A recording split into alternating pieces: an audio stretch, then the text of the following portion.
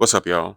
So, a lot of us have been following the fallout from the end of Gil's Arena, Underdog canceling that show, as well as all their other shows. And there's been some back and forth lately between Gil, Rashad, Nick, and all the guys from the show online. But today, an episode of 7 p.m. in Brooklyn dropped featuring Gil, and he shed some light into what was going on behind the scenes and when he knew things were kind of over.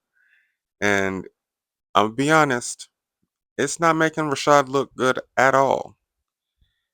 Turns out that they were ready to get rid of him, and the guys vouched for him, and he ended up backdooring them, essentially. So let's check out the clip real quick, and then we'll talk about what Gil had to talk about. I know they still had to do their job, but Right. I wanted to see where the loyalty was. Was there anything specifically, you said Rashad specifically, was there anything that he specifically did that lets you know, Yes. like, I really can't? He kept shouting out the dude's name Mm-hmm. that was tanking our show. Yeah, like the dude didn't do nothing for you, dog. Your deal was done before he got here. First of all, real talk, he tried to fire you at the beginning of the season.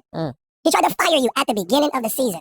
That's why they were trying to, like, Skip was getting paid for 4 days. He was only there 3. One was going to be our show. And that was to replace him because they both contrarian. They both go against it. But they said Skip does it better. He don't, because he don't drop the N-bomb every other hour. So they're looking for these sponsors. So they're trying to fire you. Me and Joe standing on 10 toes. Nah, we good. We're good with our roster. We're number 1 with our roster. Right? So what they did is like, all right, well, Joe and Gil ain't breaking. Hey, Rashad, you want to go to the football? Yeah, come on, football on Friday. Yeah, do the football. So he gonna jump on the football. Then they're like, hey, can Skip come on the show with you? We can do that on Friday too. Then they do an episode with Skip on Friday. And he's like, oh man, me and Skip. And so they did that to him. Right. But I'm like, yo, dude never did anything. Why are you going with dude? I told you we had beef and we had war. He's trying to take over Gil's Arena. So you giving him shout outs, 3 of them. So I'm like, all right. I told you we beefing with him. So the fact that you, in your shout out, it ain't Underdog. Me and Underdog, we good. Jeremy, Nick, like Kate, those are beautiful people. They just hired a dude who was just a weed, right? And he kept shouting this dude out. I was like, all right, okay, y'all got something going on. He done promised you something, I bet. Gotcha. Okay. That's understandable, man. I get it. Dirty business, boy. Now, for the record, too, like I be talking about Rashad, but I don't know him. I'm sure he's a great person, but hearing stuff like this and seeing how he was on the show, like a lot of the stuff kind of tracks. So, be that as it may. But it's interesting to hear that Underdog was thinking about getting rid of him. And I mean, he's always been that controversial figure on the show. And he kind of played that Skip role.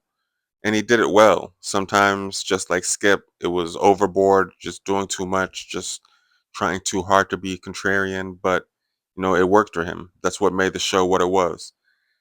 But to hear that they were ready to get rid of him and Gail basically telling him to play, like, yo, this is what these guys are about to do. This is what they're trying to do, and for him to end up picking the side of the executive who he didn't come up with and shouldn't have any reason to trust for real is kind of interesting.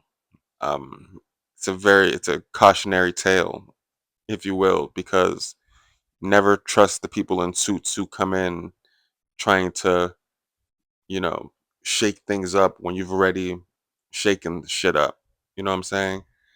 So it's interesting how, I mean, maybe, I don't know, maybe he was promised a show or something. I don't know. I don't know what was said in those rooms. But from the outside looking in, it's just very interesting how the same person who was always talking about why y'all ain't on my side, why y'all ain't on my side. Just on their side. Y'all supposed to be on my team. How am I attacking y'all? You attacking us like we the motherfuckers that. How am I attacking y'all? Y'all supposed to be on my team. 2005.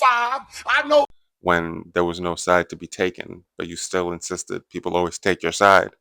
And, the first guy that comes in talking about something different, you want to go take his side when the people you came into it with are moving in a different direction, trying to get you on that side with them. So it's just interesting, the kind of cognitive dissonance there, if you will. But I don't know. We'll see what Rashad has to say about this. I'm sure sometime in the next couple of days he'll respond to this.